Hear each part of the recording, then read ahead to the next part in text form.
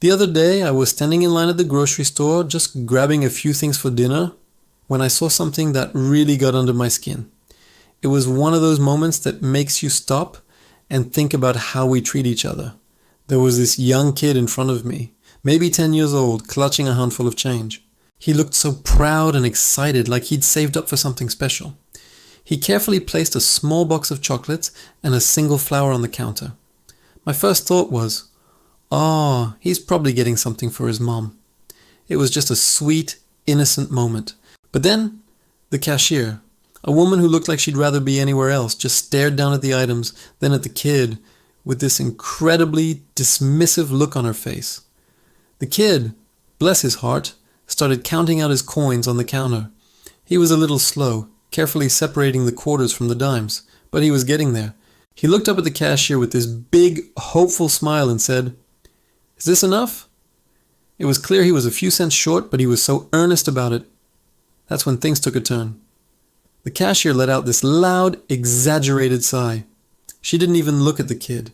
She just started talking to a coworker at the next register, loud enough for everyone to hear. "I swear these kids come in here with a pocket full of pennies and expect to buy the whole store," she said, rolling her eyes. The coworker just kind of snickered. The little boy's smile just vanished. His face fell and he started to scoop his coins back into his hands, his shoulders slumping. He looked so embarrassed and defeated. You could see the excitement just drain right out of him. I couldn't just stand there. My blood was starting to boil. I mean, come on, he's a child. So, I stepped forward and gently put my hand on the counter. I looked at the cashier and said, "Excuse me, I think he was just asking a question."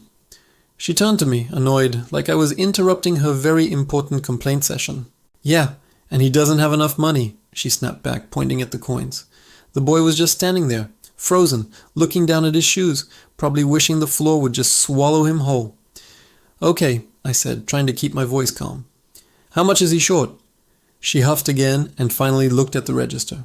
"He's short $1.50, she said, as if it was the most inconvenient thing that had happened to her all day. The boy looked up at me, his eyes a little watery, and whispered, "It's for my mom's birthday." That just broke my heart. Here he was, trying to do something so thoughtful, and this cashier was treating him like he was a nuisance. I pulled a $5 bill out of my wallet and put it on the counter. "Here," I said, looking right at the cashier. "This should cover his things, and you can keep the change." Then I looked at the little boy and gave him a wink. "Happy birthday to your mom," I said. "I'm sure she's going to love this." The cashier's jaw dropped. She looked from me to the money, completely speechless for a second.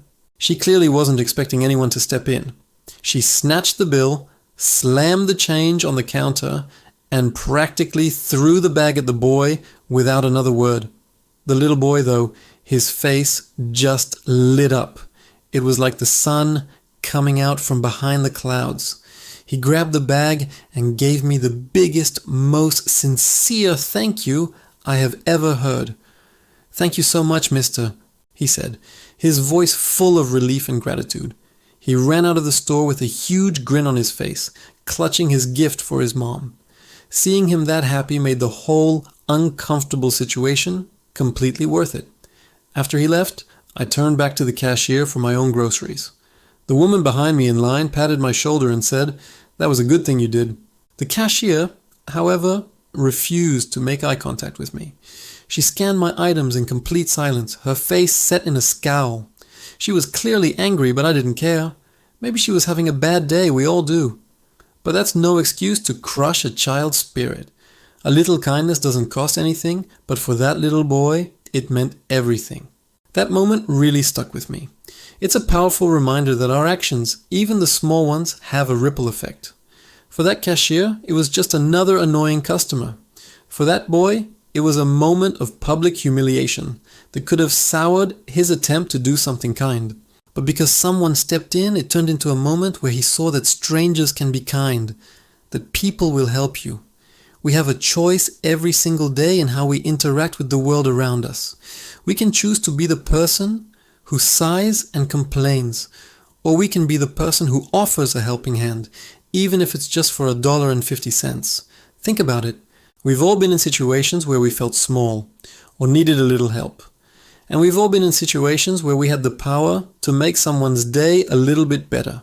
It's not about grand gestures. It's about paying attention, showing a little empathy, and choosing compassion over impatience. The world can be a tough place, and a little bit of grace can go a very long way. So next time you see someone struggling, even in a small way, maybe think about what you can do. You might just change their whole day. Thanks so much for listening to my story today. It's things like this that remind me what's truly important. If you enjoyed this video, or if it resonated with you, please hit that like button and consider subscribing to the channel for more stories and thoughts. I'd love to hear what you would have done in that situation, so please leave a comment down below. Stay kind everyone, and I'll see you in the next video.